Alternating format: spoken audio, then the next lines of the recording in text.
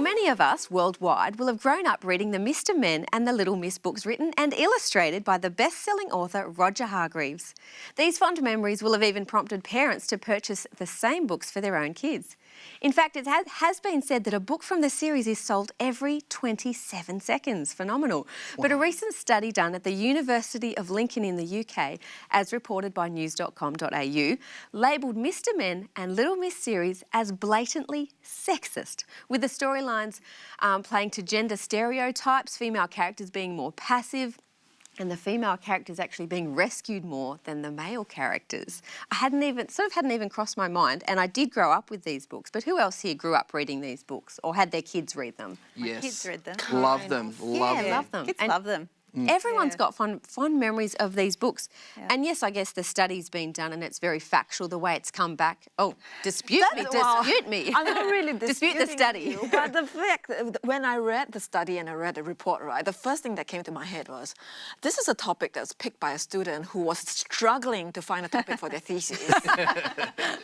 And, well, yes, I think it is. It's just it's a postgraduate student, so she's doing her bachelor's degree and she's wanting to do a thesis. And look, by today's standards, maybe it is, but I'm not going to stop my children reading it. I don't think they get their identity from their Mr. Men books. You know, surely they get them from their mum and their dad and the people they, you know, spend their time with. They would get it from literature around them. But I guess my take on this is that he would have written it in a time where that was a culture that was really familiar and normal to him. To now sort of turn around and say, let's get rid of these books is quite dramatic. Yeah, in fact, I think we only used to talk about the Mr. Men books. They were just called the Mr. Men books. Yeah.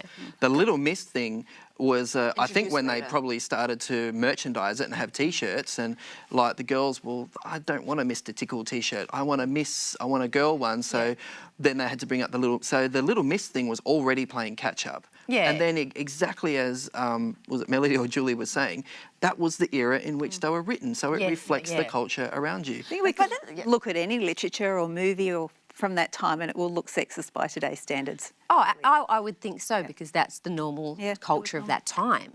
But the important thing to note, though, is that the study, as much as I'm dissing it, did say that, you know, it's a percentage, so it's just more percentage. So it's not like as if the women, right, generally, all the Little Miss generally are bad characters who need help.